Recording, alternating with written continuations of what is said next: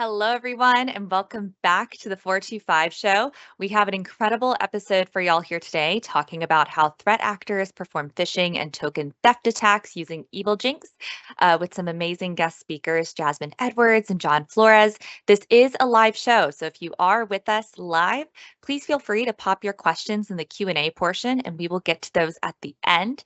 And without further ado, I'll hand it over to Jasmine and John. Great. Thanks, Bailey. Thanks, Bailey. Thank you so much, everyone, for joining us. I'll do a quick intro, then hand it off to John. My name is Jasmine Edwards. I'm a product manager on the identity protection team here at Microsoft. And then I'll let John introduce himself as well. My name is John Flores. I am a senior content developer on the Microsoft Learn team, and I'm excited to be here today.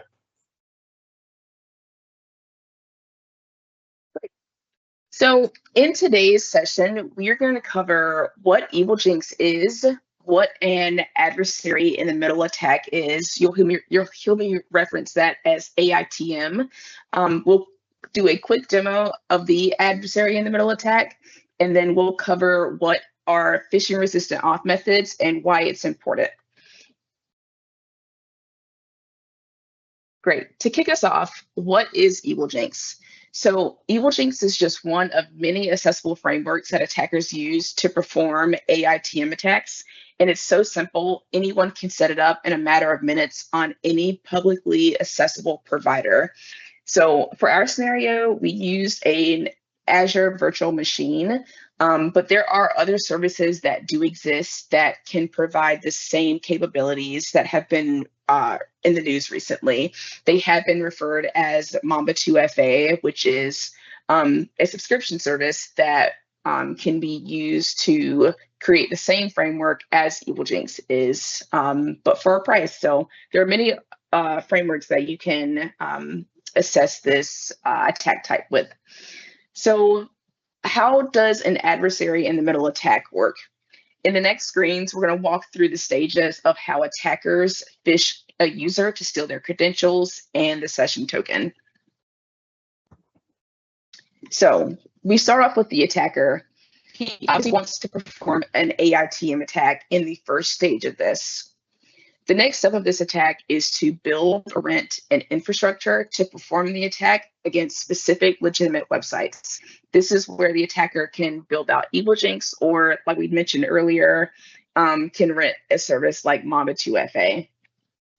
The next part of this is when the attacker creates a trustworthy looking phishing email using AI tools. This is where he creates that sense of urgency and trustworthiness with the victim that he's targeting for this attack. So the email appears to come from a reputable source with a sense of urgency. And Bailey, I don't think your producer's name is Quincy, but you may get a kick out of this scenario as you are an important character here. So because of the perceived trustworthiness now, they click the link to the embedded link in the email that they get from the attacker. They are sent to what they perceive to be a legitimate website. And as we'll see in the demo, we can see the user's going to sign in with a weak MFA method and then provide the attacker with their credentials and the session token back to Evil Jinx. So once the user completes the sign-in process, as you can see, their credentials and the session token have been compromised now, and the attacker has full information of what they need to access the resource.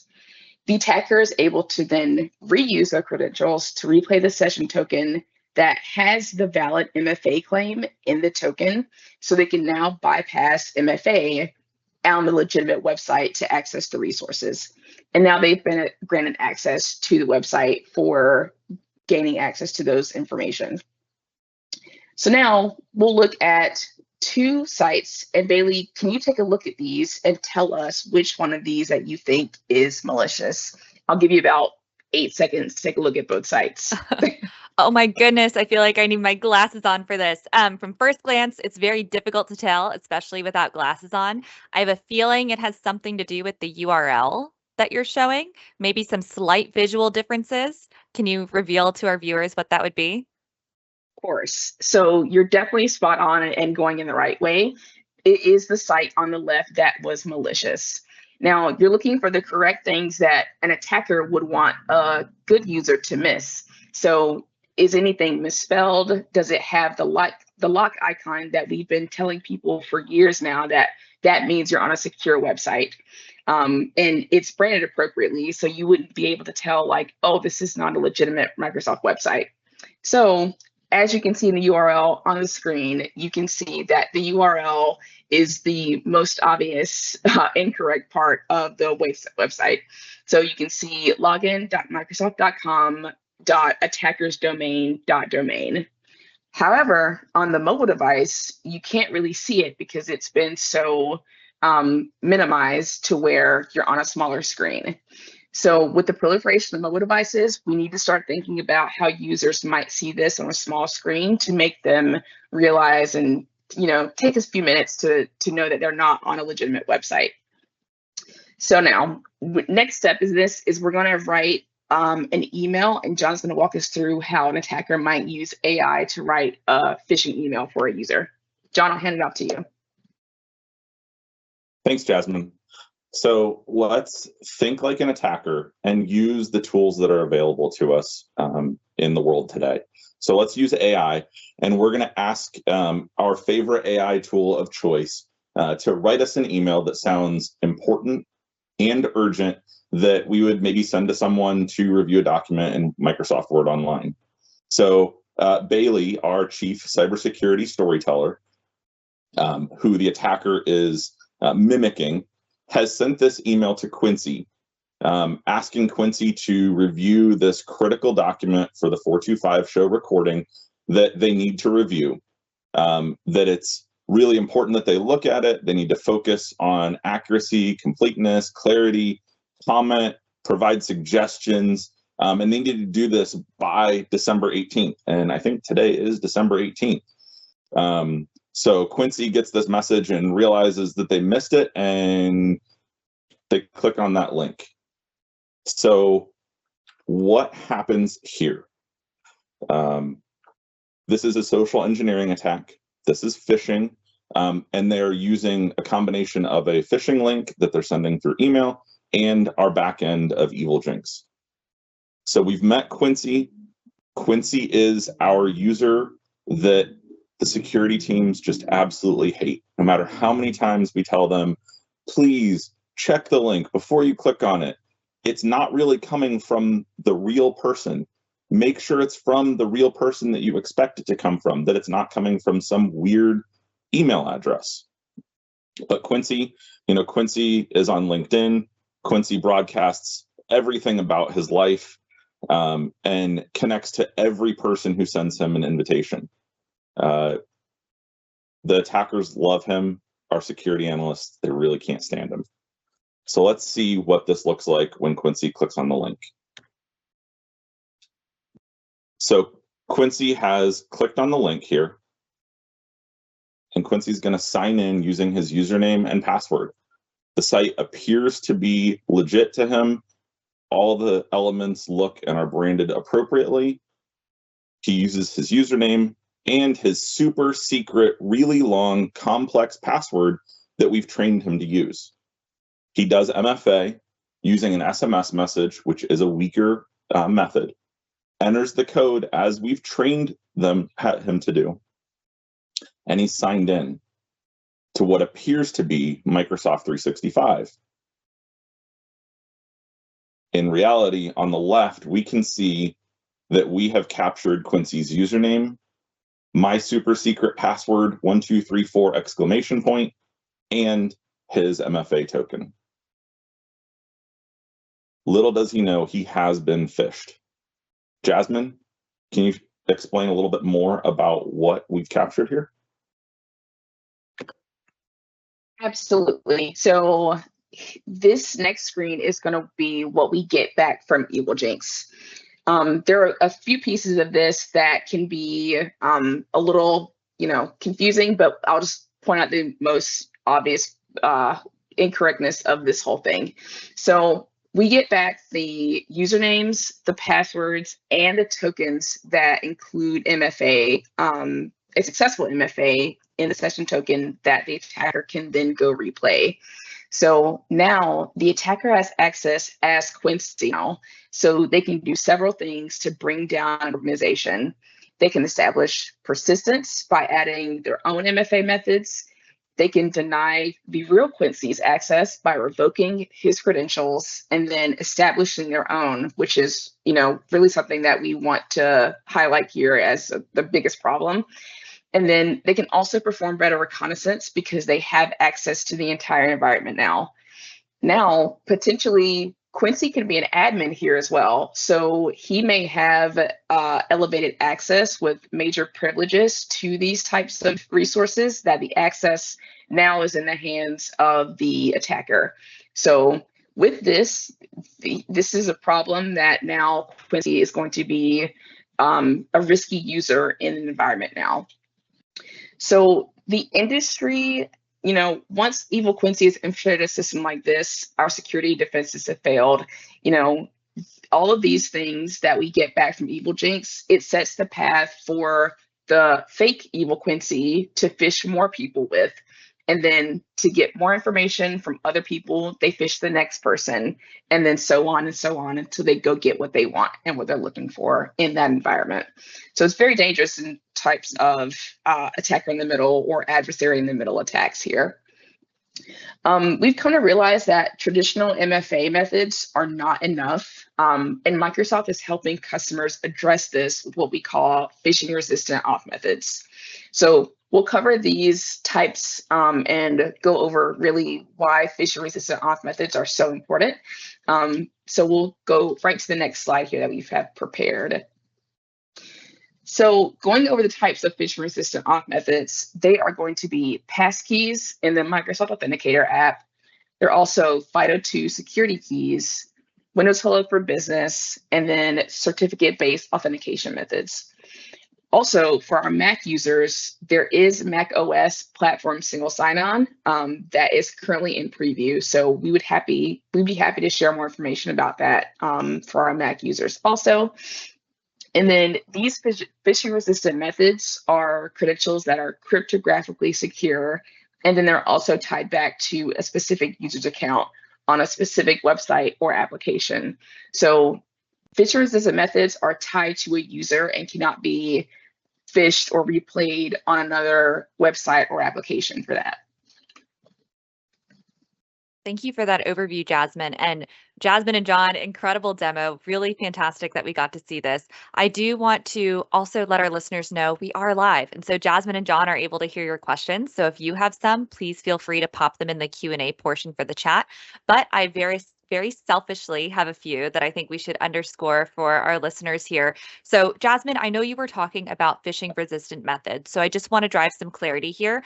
Is this a Microsoft coined term, or can you elaborate more on the group that came up with these standards for phishing resistant auth methods for our listeners here today? Yes, it's definitely a mouthful, but I'll be happy to go further into detail. So there's a group called the FIDO Alliance, and they are an open group of security-focused members from all over the world, and they have a secured focus on the mission to reduce reliance on passwords overall. Microsoft is a member of that, along with other leading companies in the industry. We've also provided a link to the FIDO Alliance organization's website, and we have all this information that we can read more into about these other members of this alliance. So we're very tied with other companies that are on this path and journey of moving customers to phishing-resistant auth methods. Wonderful. And another question I think our listeners may be thinking about is just, why is it critical that they should be thinking about this? Why is it so important to be talking about phishing-resistant auth methods now? Yes, great question. So phishing-resistant auth methods are essential because they can protect users from attacks like the ones we just demonstrated here, which you reference as attacker in the middle or adversary in the middle. These methods make it much harder for attackers to impersonate users or gain unauthorized access, and it reduces the risk of identity theft, financial loss, and several data breaches. So this is very important for organizations, and especially in today's digital world, having these methods of strong authentication is crucial for safeguarding personal and organizational security. So it's very important for industries to shift to phishing-resistant auth methods. Okay, and my last question for y'all here before I turn it back over to y'all and also encourage listener questions is, I know a lot of our folks here that listen to the 425 show are very technical. That's the point of it. And we love seeing demos like you just gave with EvilJinx. That's fantastic. And a lot of them may be wondering, how do I then go and talk to my leadership about moving toward phishing resistant auth methods? What are the things that I need to mention to them as why our organization should go toward phishing resistant auth and why we should prioritize it? So what would you tell that individual and how they should pitch it up to their leadership? Absolutely. So as you saw in the demonstration, with the user signing in with that weak MFA method, they were using password plus an SMS code that they received from the service provider. And that's a very weak form of MFA. And with that, you saw that the attacker can go replay that session token and it captures the attack that has a valid MFA claim on it. So phishing-resistant auth methods remove that type of vulnerability that undermines traditional MFA because it is based on this public private key scenario cryptography that is embedded on that user's device. I think another piece of that would be to say, like, they should shift to phishing resistant to protect their users from advanced threats like this to enhance their security posture. If not across the board, at least for highly privileged users in their environment, like admins or people with, access to sensitive business information, because these are the people that attackers are going to go for, especially if you can easily search up like the security analysts for these top companies on LinkedIn. And it's very easy for an attacker to find their email address and phish them with, the email that John showed us earlier about urgency and, go sign in to do and complete this by this date. So it's very important for highly privileged roles in organizations to have these types of phishing resistant methods in place. Because in today's threat landscape, we're gonna continue to have bad actors trying to trick unsuspecting users into providing credentials and completing MFA, and it will continue to impact those with weak forms of MFA, like we just saw. Microsoft, I can speak for us, we're continuing to invest in these types of features. I know Microsoft Entra ID protection for both password-based attacks and passwordless attacks, and future attacks that don't include passwords are going to be at our forefront for focus and investments on our product portfolio. So we're going to work to really see how the impact of phishing-resistant auth methods are going to change, the digital threat landscape today. So now, with all of those great questions, we'd love to talk about, the same scenario, but what does it look like when the attacker runs into a user that does use a phishing-resistant auth method on their in their organization? So John's going to walk us through a scenario where Quincy's organization is enforcing phishing-resistant auth in their environment. So John, I'll hand it right back over to you. Awesome, thanks. So Bailey, let's rewind this scenario, and now your organization has deployed phishing-resistant methods, and your producer Quincy now gets a new email, gets that email again, but now Quincy is going to use a phishing-resistant method. So again, we've got EvilJinx on the left, and we're simulating that Quincy has clicked on this link, goes to the site, attempts to sign in, and he's going to use a phishing-resistant method. In this case, Quincy is using a FIDO2 key that he has now been trained to use instead of SMS. And as we see, he clicked on sign in, and this is what he gets back. It fails to sign in because, as we mentioned, that phishing-resistant method is cryptographically tied to that user and the actual site that we want them to be signing into.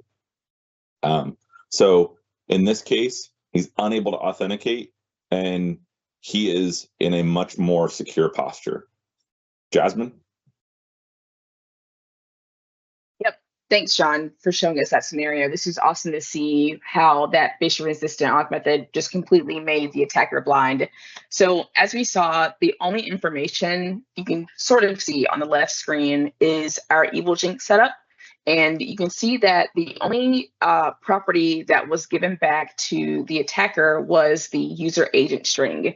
So we can definitely tell how phishing-resistant auth methods make password-based attacks obsolete. Like we said earlier, of course, there are going to be new attacks we'll need to fight against. But Microsoft is committed to helping other customers overcome obstacles on this path to phishing-resistant authentication methods. We'd love for you all to head over to the links that we provided earlier in the Q&A section. They cover how to deploy phishing-resistant auth methods and also how intra-ID protection can help your organization with identity-based attacks. So we provided those links as well. So this was the gist of our demonstration. We'd love to answer any questions that you all have if we have any live. Amazing. Well, first of all, thank you so much to both of you for coming on. This was an incredible demo. Such an honor to be the target in your EvilJinx attack. Really appreciate that. And shame on Quincy for clicking all those links. Luckily, we do not have a Quincy on our team, and our team is fantastic and would never, they trust absolutely nobody. Let me see. John, I believe you can see some of the listener questions. If you do want to get started with one, happy to, start to tackle some of these here. So there is one question here in the chat. Microsoft Authenticator also cannot be phished if I use passwordless using Microsoft Authenticator. Unfortunately, no, using passwordless in the Microsoft Authenticator app is still a phishable credential. You would have to move to passkey strength. So passkey is also within the Authenticator app. It recently went GA during Ignite. So that is definitely better than text message, but we would really suggest that you move up to a method like passkeys in the Authenticator app.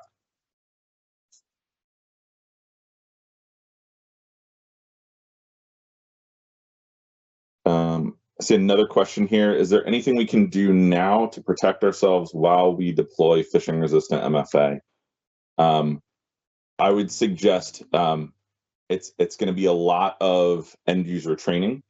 There are tools and features in place that you can use to do simulated phishing attacks against your users, to show them what these things will look like in ways. I think we've all, at some point in our career, I know I have clicked on the link in one of those simulated tests and gotten the, hey, you need to do some more training email. Not shy to say that I have been victim of this once or twice in my career in the past. So it's always a continuous learning experience. And with EvilJinx, and with the frameworks that exist in the landscape today, when Jasmine and I started work on this, it was one of those moments where you are watching it happen, and it's like, this can't be this easy. This can't be this easy. And sure enough, it was just as simple as what we showed. A few stops and starts. Jasmine and I took a little bit of time to figure this out. But as we got better at it, we've gotten to the point now where we can have this up and running in a matter of minutes for people to see in our test environment. Yep. Another question I wanted to call out was this one here. For organizations that are not yet mature in their device identity or device management journey, what protections can be done to protect against token theft?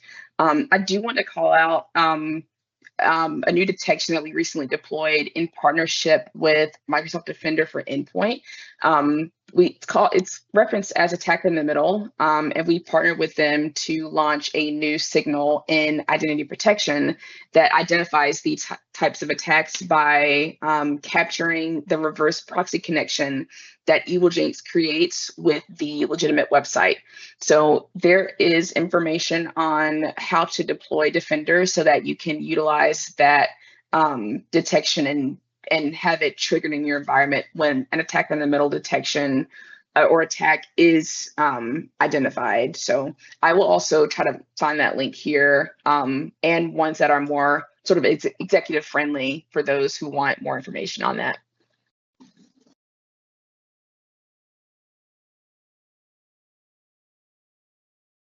Amazing. Well, thank you so much for joining us here today, Jasmine and John. It's been incredible to see this demo and to have y'all as guests of the 425 show. We would absolutely be delighted to have y'all back anytime. I know there was one other listener question from Eddie asking about where he can get a recording of this to share with his management. And you couldn't have beat me to our closing transition any better than that. Be sure to subscribe to our Microsoft Security Community channel on YouTube and turn on notifications so that way you'll be notified of when we post our latest videos. This should be up very soon. Our editing team is incredible about getting these out the door quite quickly. So at the earliest, it may be by end of day today, which is truly such a feat for them to do. If you would like to check out previous episodes of the show, we do have a short URL for aka.ms/425show/videos, or you could find that playlist on the Microsoft Security Community YouTube channel, where we have 8 other shows from this year. We just revived the show. So thank you so much for joining us for 2024. This is our last show in December. We will take a quick break through January as we come up with new show ideas. So on that front as well, if there's something you would like to see from the 425 show, something you'd like for us to go more in depth in, please comment on our YouTube channel, post on LinkedIn about it, and tag us so that way we know and we can make the show better for y'all. So thank you so much for joining us here today, and I'm excited to see y'all in the new year. Thanks for having us, Bailey. Everyone, thank you so much for listening in.